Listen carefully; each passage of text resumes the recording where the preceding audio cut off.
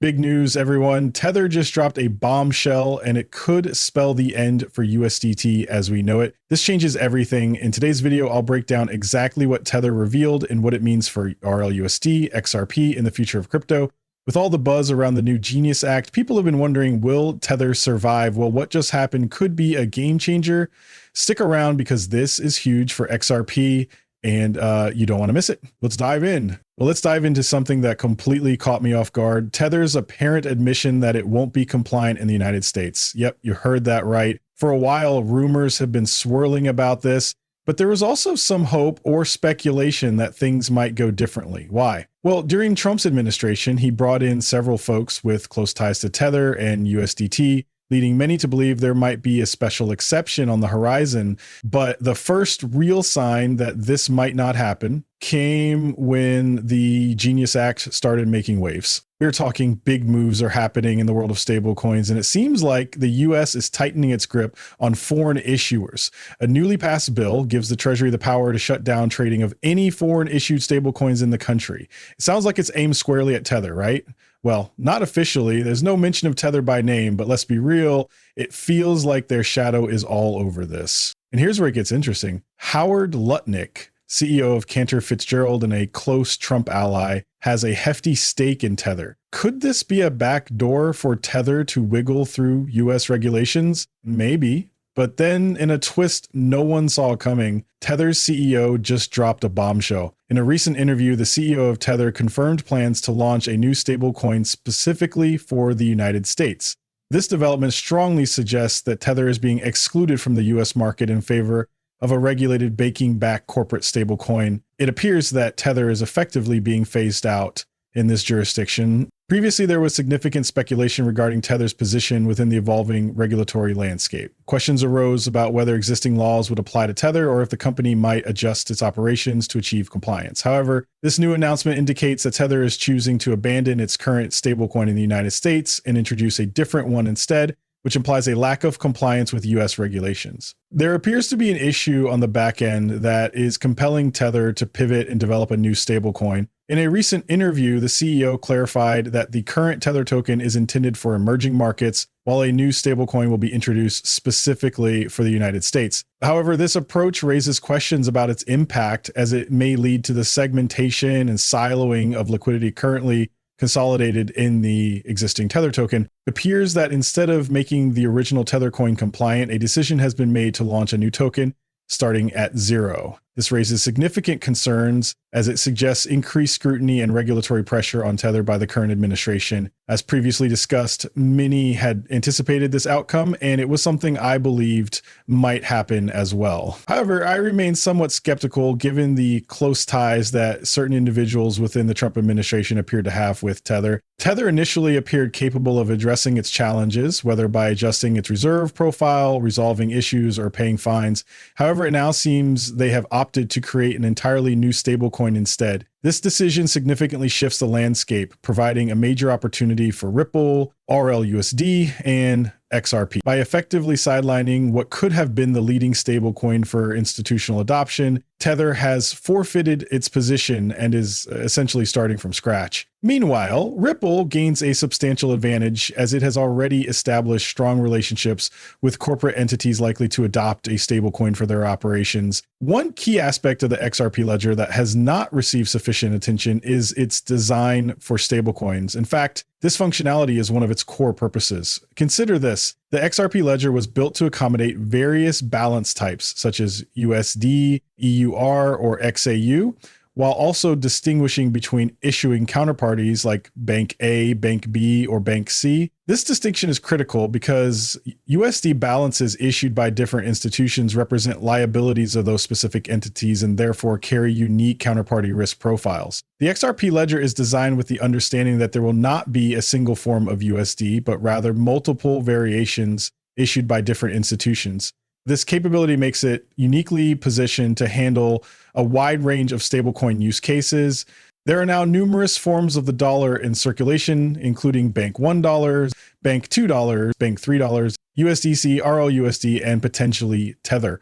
The proliferation of these variations was anticipated by the creators of the XRP ledger, highlighting their foresight in recognizing this trend. In the past, many predicted that banks would become obsolete and that Bitcoin would render stablecoins unnecessary. However, these assumptions have proven inaccurate, and it's becoming evident that many banks will issue their own stablecoins. And for those that choose not to, they are likely to adopt regulated stablecoins such as RLUSD. The XRP ledger was specifically designed to accommodate and support such developments in the financial ecosystem. The primary purpose of the XRP ledger's creation was to address inefficiencies in liquidity management. Instead of requiring individual trading pairs for every possible currency gateway combination, such as Ripple, RLUSD to USDC, or various bank stablecoins to one another, XRP serves as a neutral bridge asset. This simplifies the process for market makers by creating liquidity across multiple corridors without the need for numerous connections or distinct liquidity profiles. From its inception, the XRP ledger was designed to position XRP as a neutral liquidity tool, facilitating seamless transactions between different stablecoins. This approach mirrors the current financial system, but brings it on-chain. One of the significant challenges in today's financial infrastructure is the lack of a neutral liquidity asset. Currently, institutions must establish numerous trusted relationships and bear counterparty risks. By introducing a neutral reserve currency like XRP, these issues can be effectively mitigated, creating a more efficient and interconnected financial ecosystem. Many individuals have yet to fully grasp this concept. There remains a significant focus on the notion that various stablecoins are disrupting XRP. For instance, concerns have been raised about JP Morgan's stablecoin or Bank of America's stablecoin potentially competing with XRP. Additionally, some believe Ripple's launch of RLUSD is intended to replace XRP. However, it is important to note that these considerations have been accounted for since the very early stages of the XRP ledger's design. The XRP ledger was designed with the understanding that there will be numerous variations of the dollar and other currencies. It addresses the need for a unified pool of liquidity that connects and integrates these various currencies seamlessly. Whether the transaction involves USD to USD, USD to the peso, or even USD to a stock or derivative, the goal is to avoid the creation of fragmented and isolated liquidity corridors. Instead, the focus is on establishing a neutral pool of liquidity where the only requirement is to ensure the asset of value, whether it's a stablecoin or another form of currency, can be efficiently exchanged for XRP. This approach simplifies the process and enhances interoperability across different financial instruments. If a currency is liquid to XRP, it becomes liquid to all other currencies. This eliminates the need to establish individual relationships with institutions such as JP Morgan, Bank of America, or other providers to create liquidity between various stablecoins. Such an approach is inefficient and unnecessary.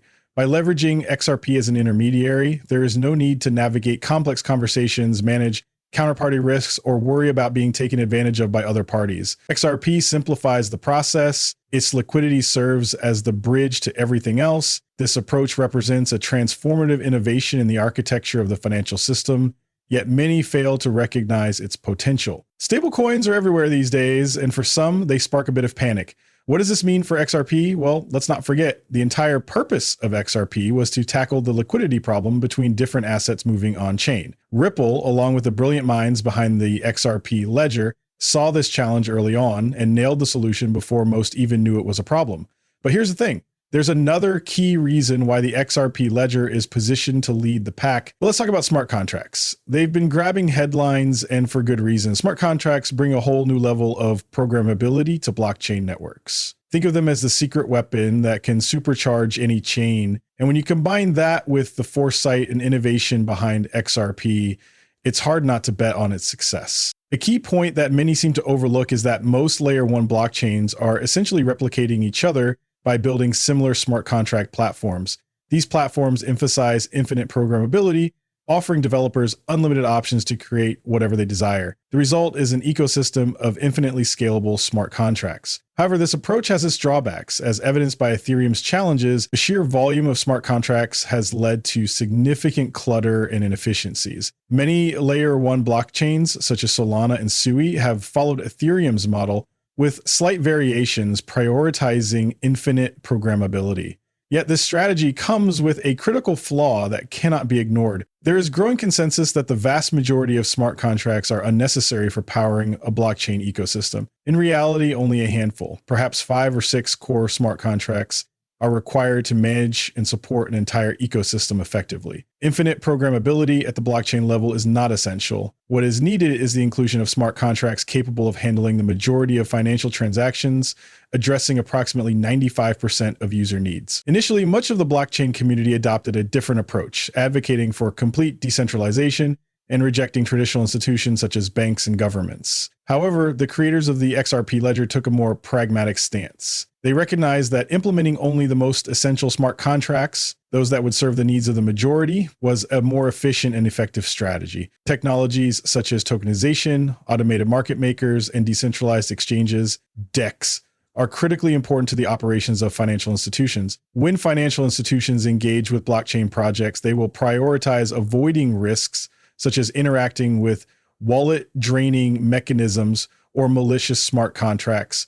Additionally, they will seek to avoid issues like prolonged transaction times or volatile gas fees, which are common challenges associated with smart contracts. The nature of smart contracts represents a developmental environment, an experimental space to explore innovative ideas and evaluate their feasibility. While this flexibility fosters creativity and innovation, it differs significantly from the stability and reliability required in a production-grade institutional environment. The XRP ledger introduces a system with strict rules, eliminating concerns about malicious code or unforeseen vulnerabilities. This innovation exemplifies Ripple's foresight from its early days, understanding the needs of financial institutions and building and deploying the next generation platform for finance. When examining Ripple's journey with XRP and the XRP ledger, it's clear that although various trends have emerged, such as meme coins, NFTs, smart contracts, and DeFi, Ripple has remained steadfast in its focused vision. While many protocols have diverted their attention to these evolving concepts, Ripple has consistently prioritized an efficient and seamless system for the clearing and transfer of value between any assets on a global scale. In my opinion, this is the most crucial problem for cryptocurrency to solve. It's the biggest use case, dealing with trillions to even quadrillions of dollars. While many other blockchains try to tackle multiple areas, the XRP ledger remains focused on serving financial institutions, which I believe is the most important use case. This is also why I expect stablecoins to eventually be built on the XRP ledger. When you consider this alongside everything else we've discussed, the choice becomes clearer every day. Thanks for tuning in, and I hope you found this update helpful.